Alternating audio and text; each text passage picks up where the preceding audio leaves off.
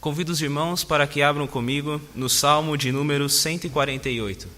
Salmo de número 148.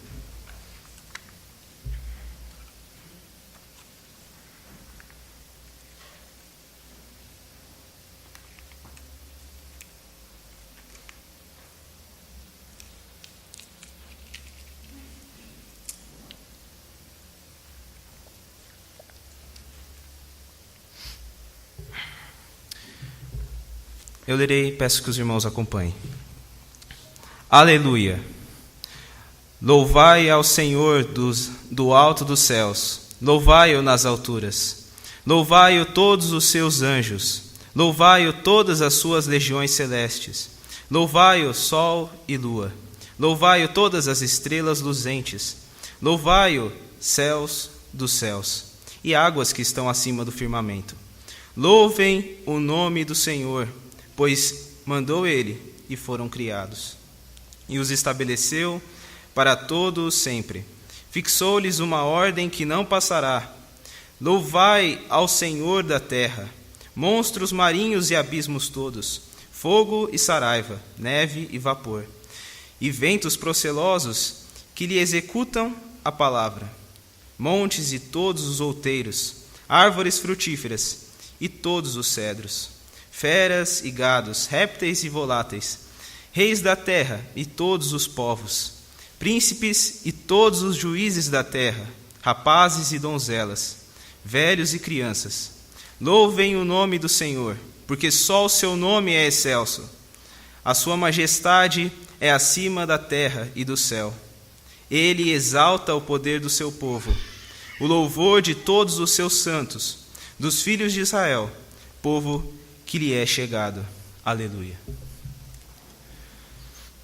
Quem deve adorar e louvar a Deus? Quem deve adorar e louvar a Deus?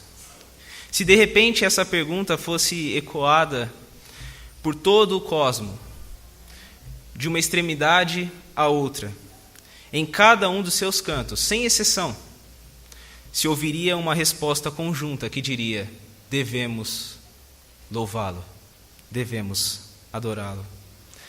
O Salmo 148 demonstra exatamente esse senso de dever. Mostra que não somos somente nós os integrantes do coral de louvor ao Deus soberano. Mostra que nós somos parte desse cosmos criado que deve louvar a Deus. Mas igualmente toda a realidade então está convocada a louvar ao seu grande Criador.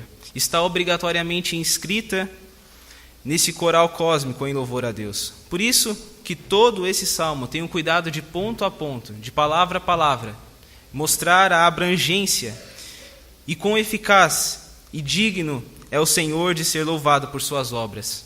Por isso todas elas recebem um chamado inescapável para adorá-lo, dando a entender que o louvor a Deus deve ser ouvido do mais alto dos céus até o ponto mais baixo da terra. Antes de entrarmos nisso, vamos entender nesse salmo, vamos entender um pouco melhor o seu contexto. A harmonia e a variedade dos salmos enchem os nossos olhos. E alguém que também se maravilhava nisso era Lutero. Lutero, ele dizia que o livro dos Salmos era como uma pequena Bíblia, porque se nós quiséssemos achar uma forma de agradecer a Deus, nós encontramos no livro dos Salmos. Se nós quisermos achar uma forma de confessar a nossa confiança a Deus, nós encontramos no livro dos Salmos. Também uma forma de louvá-lo, como nós vemos em especial no nosso Salmo de hoje. A natureza desse louvor, nesse Salmo, é notado e faz com que ele participe de um grupo chamado Salmos de Aleluia, pois ele começa e termina com essa palavra, Aleluia. Louvado seja o Senhor, louvado seja Yahvé. Isso significa, então, que o Senhor é louvado. Esse grupo de salmos, ele aparece 3 vezes em todo o livro, em todo o Saltério. Mas, especialmente aqui, ele vai do Salmo 46 até o Salmo 150. E esse grupo menor, do Salmo 146 até o 150, comunica algo muito interessante para esse final do Saltério. É muito interessante como um famoso escritor colocou um tema para o 5º e último livro dos Salmos. Ele coloca o tema consumação, porque ele fala que se refere a um convite, esses salmos fazem um convite para que as pessoas de todas as nações e toda a obra da criação ofereçam um louvor conjunto ao Deus da aliança, com um sonoro aleluia. Os irmãos podem observar como o nosso salmo trata exatamente disso, um convite para que as obras louvem a esse Deus, Criador do céu e da terra. Então, o nosso salmo faz parte desse grande clímax de louvor do saltério. Assim, o Salmo 148 celebra e louva a honra do grande Criador. E, ao mesmo tempo, ele também nos dá informações preciosas sobre como deve ser o nosso louvor a esse Deus e como ele deve ser motivado. E diante disso, então, nós veremos hoje que o Senhor deve ser louvado no céu e na terra. O Senhor seja louvado no céu e na terra.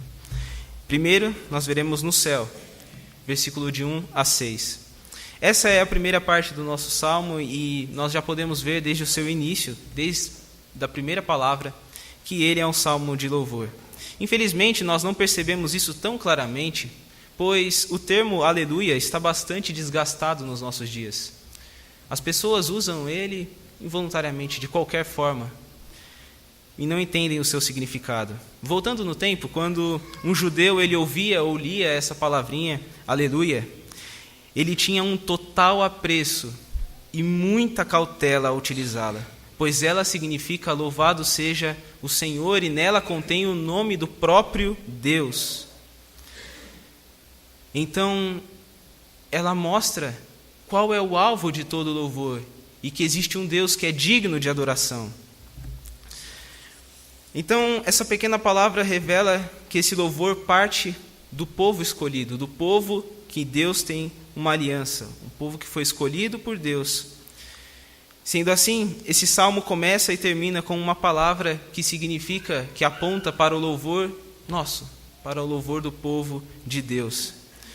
Mas o Senhor não é apenas louvado por seu povo, ele também é louvado por toda a criação. E assim ele começa a enaltecer a Deus como o Criador dos céus. Esse apelo para que as obras de Deus adorem a ele, temos várias vezes no livro dos Salmos. Salmos como o 33, 103 e 104 revelam isso. Lembrando que esse salmo essencialmente quer nos mostrar que devemos louvar a Deus porque temos esse dever como suas criaturas. O fato é que o Senhor é digno de ser louvado por suas obras. A partir disso, o salmista, então, ele convoca os céus. Essas criaturas do céu são divididas em 3 grupos, que parecem-se um pouco com aquelas divisões que o próprio apóstolo Paulo diferencia entre primeiro, segundo e terceiro céu. Então, o salmista começa pelos anjos, depois pelos astros, sol, lua e estrelas, por fim as águas que estão acima do firmamento. Esses 3 grupos são chamados a louvar a Deus. Quando eu digo convocados, chamados, eu estou querendo imprimir aqui a força desse texto. O texto não está fazendo um simples convite, ele está fazendo uma ordem para que todos louvem a Deus. Todos devem louvar. Esse louvor é exigido primeiramente dos anjos. Esses seres foram criados com a finalidade de serem imediatos nesse serviço de louvor a Deus. Por isso, não é de se espantar que o salmo comece por eles. Em muitas cenas nós vemos os anjos louvando a Deus, como na visão de Isaías, Santo, Santo, Santo é o Senhor, ou também no nascimento do Senhor Jesus Cristo, glória a Deus nas maiores alturas, enfim. O salmista chama inicialmente os anjos e suas legiões. Todos os anjos são chamados para louvar ao seu Criador. Em segundo lugar aparecem os astros, sol, lua e estrelas. Bem como em terceiro lugar as águas que estão acima do firmamento. Mesmo que esse louvor da criação seja pelo pecado obscurecido, e mesmo que o homem não tenha discernimento para ouvir esses altos louvores da natureza, esses elementos louvam a Deus cumprindo seus determinados fins. Eles cumprem as suas determinadas funções. O sol e a lua continuam cumprindo a sua determinada função, de separar os dias, estações, anos. E também continuam a iluminar a terra como Deus os fez e determinou e julgou ser bom. Nisso é estampada a glória de Deus na sua existência. Nisso manifesta a glória do seu Criador. É como se o sol, a lua e as estrelas estivessem ecoando louvores a Deus. O Deus que criou eles para cumprirem as suas determinadas funções. Assim a natureza louva a Deus. Assim ela cumpre a sua determinada função. Uma vez que o salmista chamou particularmente todas essas partes dos céus para louvarem a Deus, os anjos, o sol, a lua, as estrelas, as águas acima do firmamento, agora no versículo 15 e 16, ele faz um chamado novamente geral. Louvem o nome do Senhor. E de pronto ele apresenta a justificativa. Por que vocês devem louvar a Deus? Por quê? Pois mandou ele e foram criados. As criaturas, nós, obras de Deus, devemos a nossa existência a Ele. Essa é a primeira razão pela qual nós devemos adorá-lo. Os céus devem adorá-lo. Também, eles lhe devem louvor, pois Ele colocou cada coisa no seu devido lugar. Ele organizou todo esse cosmos. Depois o texto diz: e os estabeleceu para todo sempre, fixou-lhes uma ordem que não passará.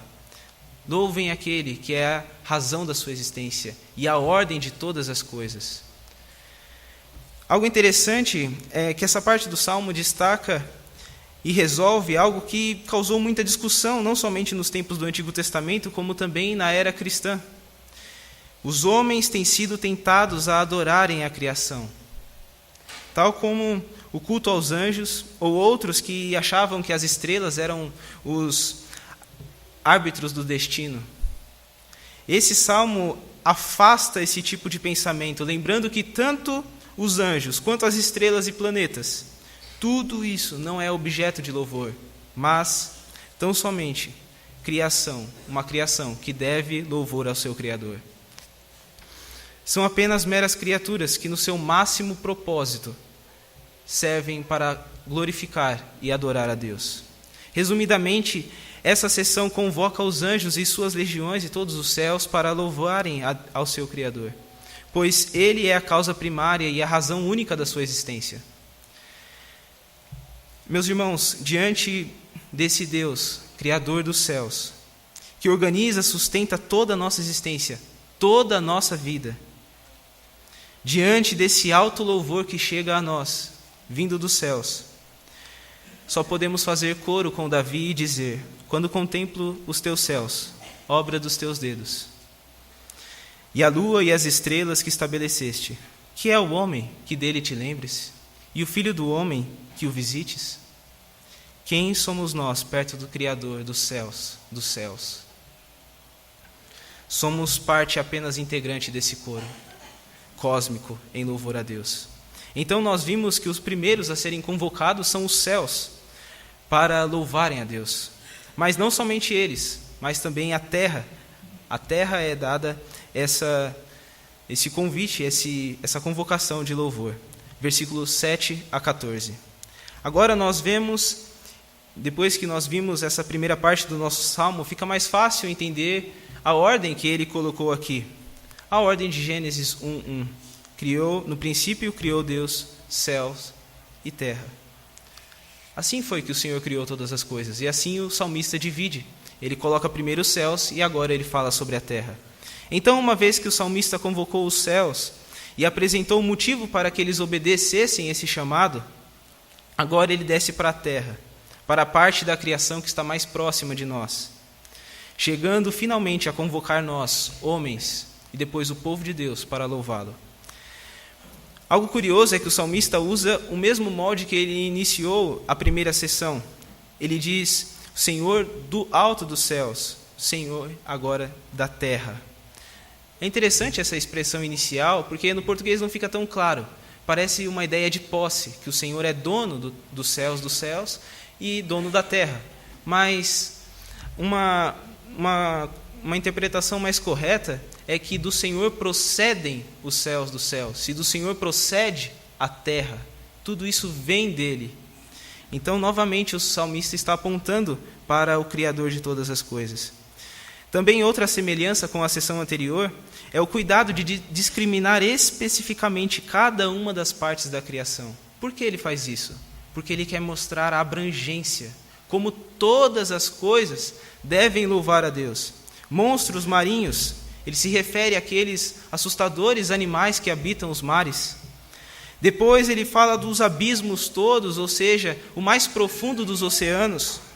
Fogo, ou mais provavelmente aqui seja o raio, a tempestade, as saraivas, que são as chuvas com granizo, a neve, o vapor, fortes ventos como de tempestade, furacão. Então, no fim do versículo 8, depois de apresentar tudo isso, ele conclui o seguinte: vemos, então, que essas coisas são apenas executores da palavra de Deus. Elas apenas executam a palavra de Deus.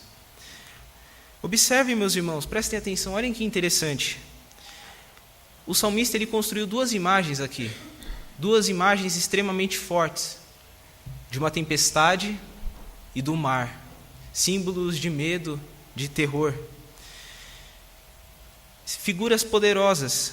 Quem pode conter ou dominar a tempestade ou o mar? Quem pode exigir alguma coisa do mar? Quem pode exigir alguma coisa de uma tempestade? Ninguém pode. Mas o Senhor, o nosso Deus, Ele pode. Ele não somente pode, como Ele domina sobre essas coisas. Deus exige dessas partes da criação o louvor que lhe é devido. Deus faz desses poderes meros instrumentos para revelar quão maior é o poder daquele que criou todas as coisas, engrandecendo o poder dele diante de todos. Ou seja, essas coisas tão poderosas da natureza, tão assustadoras, são apenas instrumentos para estampar o poder daquele que as criou. Uma vez que o salmista convocou essas poderosas partes da natureza para louvarem o nome de Deus, agora ele novamente segue a estrutura da própria narrativa da criação. Ele fala sobre a criação vegetal, depois animal e, por fim, a criação do homem. Nessa sequência, o salmista ele constrói uma paisagem muito interessante, cheia de vida vegetal, montes e todas as colinas. Aqui eu não imagino outro senão os montes verdejantes ali próximos ao Hermon, em Israel, ou outros, porque não importa quais forem os montes, todos eles são convocados a louvar ao seu Criador. Também os frondosos cedros não estão fora desse chamado universal. Igualmente as árvores frutíferas, aquelas que produzem frutos tão saborosos e que sustentam de forma tão plena o seu povo, tudo isso é chamado para glorificar a Deus. Depois de falar sobre os montes e a vegetação, no versículo 10, ele fala sobre a fauna, os animais, todos, tanto as feras que são tão perigosas, quanto o gado que é tão manso. Ao mesmo tempo, ele também fala dos répteis, que são tão estagnados e por vezes nós temos medo deles, né, assustadores. Até mesmo as aves, que são agitadas, coloridas, simpáticas. Lendo essa parte, nós chegamos a concluir quanta diversidade Deus criou. Cada detalhe e beleza estampada na flora e na fauna são um alto louvor da sabedoria, bondade e poder de Deus. Por isso, depois que criou tudo isso, Deus viu que era bom. Depois de ter criado todas as coisas, Deus viu que era bom. Mas existe uma parte da criação que ele viu que era muito bom, que era muito boa. Esse foi o homem criado à imagem e semelhança do seu Criador, chamado para ter domínio sobre todas as obras do Senhor, chamado para desfrutar dessas maravilhas criadas. Nós somos o clímax, a coroa da criação, mas semelhante a toda ela, somos chamados a adorar o Criador. E isso nós vemos no versículo 11 e 12, onde todos os seres humanos da face da terra são chamados, desde os grupos mais pequenos até os maiores setores. Não importando a sua condição social, se você é líder ou não, se você é homem ou mulher, se você é jovem, criança ou idoso, diante do Deus Todo-Poderoso não existe diferença, somos todas criaturas que devem louvor ao seu sublime nome. Todos devem louvar ao nome do Senhor, e o salmista novamente apresenta outra justificativa para esse louvor, outra motivação, que é porque só o seu nome é excelso. A sua majestade é acima da terra e do céu. Lembremos que a primeira justificativa do louvor foi que ele é a razão da nossa existência, e que também ele colocou tudo, estabeleceu tudo na mais perfeita ordem. E agora ele fala que Deus não apenas criou essas coisas, mas ele também está dominando sobre elas. Ele é Senhor sobre elas. E por isso ele é digno de louvor também. Para o homem, isso significa um louvor consciente. Ser consciente de que o Senhor Deus Criador, Ele é soberano sobre tudo. Quão excelso é Ele. Quão grandioso Ele é e quão acima de nós Ele está. Tudo isso deve estar no nosso coração quando nós vamos louvar a Deus. Ter noção de quão grande e quão excelso é o nosso Criador. Entretanto, apesar de todo ser humano ter esse dever de louvar a Deus, mesmo que toda a criação proclame a glória do seu Criador, mesmo que com tantas provas do seu poder pelas tempestades, da sua bondade pelos frutos, pela sua sabedoria, pelas planícies, pelas paisagens, os homens se recusam a louvar o seu Criador. Tal como Romanos 1, 20 e 21 diz, porque os atributos invisíveis de Deus, assim como o seu eterno poder, como também a sua própria divindade, claramente se reconhecem desde o princípio do mundo, sendo percebidos por meio das coisas que foram criadas. Tais homens são por isso indesculpáveis. Porquanto, tendo conhecimento de Deus, não o glorificaram como Deus, nem lhe deram graças, antes se tornaram nulos em seus próprios raciocínios, e obscurecendo-se-lhes o coração insensato. Essa é a condição do homem caído, louco, cego, tentando fechar os olhos e tapar os ouvidos para a revelação geral de Deus, que continua ecoando e louvando a Deus todos os dias. Entretanto, pelo amor e graça especial desse Criador, um povo foi escolhido, um povo foi separado, um povo foi alvo da sua misericórdia salvadora. Agora, por sua iluminação e sua revelação especial, esse povo não apenas pode ouvir a natureza testificando, como pode, junto dela, louvar e engrandecer o seu Criador e Salvador. Nós somos esse povo, pela graça de Deus. Deus nos tirou da inimizade e cegueira das trevas e nos trouxe para ser família dele e habitar e andar na luz, para louvor do seu nome.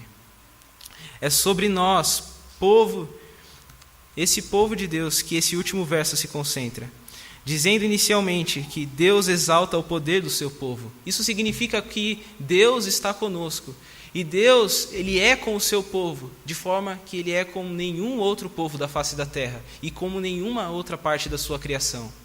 Deus está conosco. E por que Ele nos escolheu? Deuteronômio 7,7 diz que Deus escolheu a Israel, o seu povo, não porque ele era o mais numeroso, mas porque ele era mesmo ele sendo o menor, ele o escolheu porque os amava e foi fiel à sua promessa. Nós somos o povo de Deus hoje, a igreja do Deus vivo, que pela graça de Deus somos novas criaturas. Assim como o Senhor se achegou para junto de si a Israel, também conosco, como diz Efésios 2,13, mas agora em Cristo Jesus, vós que antes estáveis longes, fostes aproximados pelo sangue de Cristo. Ele nos aproximou, somos o povo que lhe é chegado. Então que nós, somos esse povo que lhe é chegado, nos ajuntemos a esse cosmo criado e louvemos ao nosso Criador e ao nosso Salvador. Porque se não fosse a sua graça especial, nós continuaríamos criaturas cegas e loucas, vivendo a idolatria do nosso coração, inimigas do Criador, alvos da sua ira, condenadas merecidamente por nossos pecados. Mas hoje em Cristo somos seu povo, reunidos para adorar o seu nome. Por isso, que a nossa boca nunca se canse de repetir e dizer: Aleluia, louvado seja o Senhor dos céus e da terra. Meus irmãos, o nosso texto acabou, e com ele nós fomos lembrados de que existe uma convocação para louvar a Deus, onde eu e você somos convocados, e quem nos convoca é aquele que, pelo poder da sua própria voz, criou todas as coisas. Por isso, em primeira instância, todos os momentos da nossa vida e todas as escolhas devem redundar em louvor ao nosso Criador. Agora eu te pergunto, como você vai responder a essa sublime convocação amanhã, pela manhã? Ou hoje ainda? Iniciemos a cada dia da nossa vida alegres, gratos e vibrantes, pois Deus nos deu mais uma oportunidade para que, mesmo em meio às dificuldades desse mundo caído, possamos ecoar louvores ao nosso Criador e Salvador. Pois um dia, por meio dele, nossas vidas e lábios podem ser cada dia mais alvos, instrumentos de louvor ao seu nome. Também, muito daquilo que nós vimos hoje está descrito na pergunta do nosso catecismo. Qual é o fim supremo e principal do homem? O fim supremo e principal do homem é glorificar a Deus e gozá-lo para sempre. Isso significa que a melhor realidade que podemos ter, que a maior satisfação que podemos sentir e a coisa mais alta que podemos buscar é a glória de Deus. Louvar o nosso Criador. Louvemos a Ele porque Ele é a razão da nossa existência, porque Ele estabeleceu toda a ordem que existe, porque Ele é exaltado sobre tudo e sobre todos. Por fim, meus irmãos, como nós vimos, a natureza ela é portadora da revelação geral. Ela proclama o poder, a bondade e a sabedoria de Deus, mas para aqueles que vivem cegos e escravos do pecado, essa revelação não é suficiente para dar aquele conhecimento de Deus e da sua vontade necessário para a salvação. E isso faz de nós, meus irmãos, igreja, a única porta-voz da mensagem que pode fazer criaturas que estão rebeldes se voltarem como humildes adoradores a esse Criador. Preguemos o Evangelho, meus irmãos, para que mais vozes criadas se juntem em louvor ao Criador dos céus e da terra. Aleluia.